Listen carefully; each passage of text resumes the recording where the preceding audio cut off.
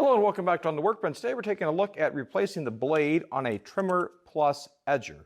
So if you saw my video when I got the Kobalt 24-volt universal power head, I showed you just how atrocious my blade has gotten over the probably about 11 years now that I've had this specific Trimmer Plus unit. This blade has worn down to be just about 6 inches long is all that remains of the blade. Let's take a slightly better look at this. Hopefully you can see that there, that this has been rounded off and worn pretty good. Still works reasonably well.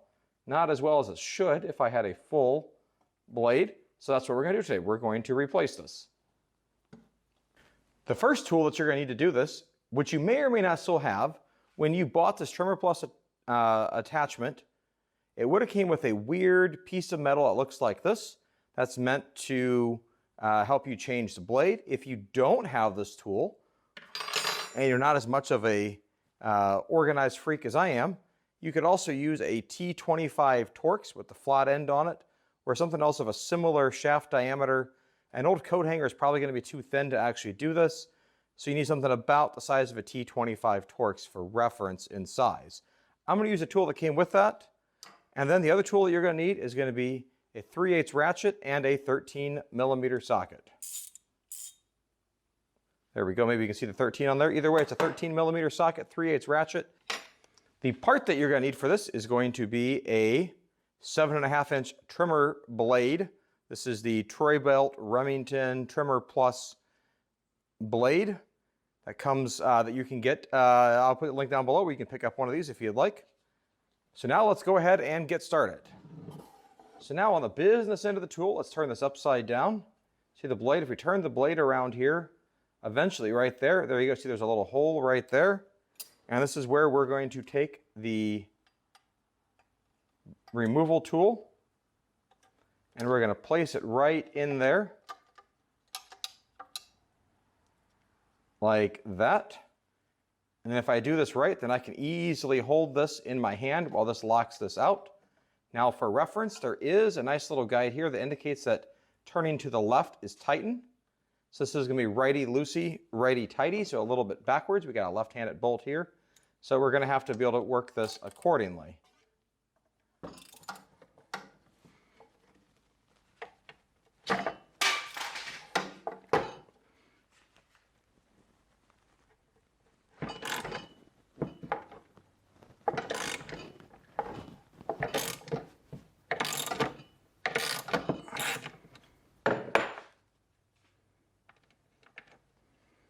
Have to really think about this one because it's a left-handed bolt, which is why it's really nice that they give you the instructions right there.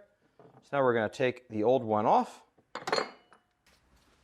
Take our replacement part here, go ahead, open it up.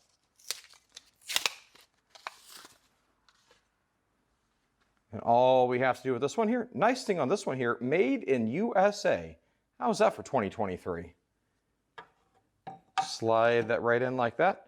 Should fit right on. You can see the nice shiny paint from before. We're going to set our bushing on right here like this. Take our nut. Now remember, this is going to be righty, loosey, lefty, tighty.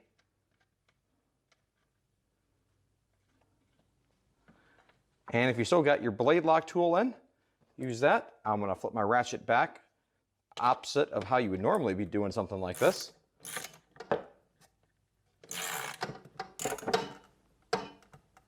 Give it a good snug.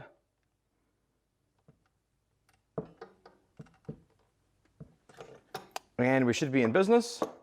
Make sure the bolt is now fully threaded all the way through like it was before. This will self-tighten.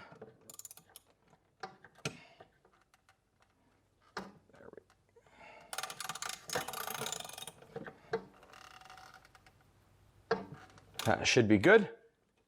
And then you can remove the blade change tool, put that away till you need that again, or put away your T25 screwdriver.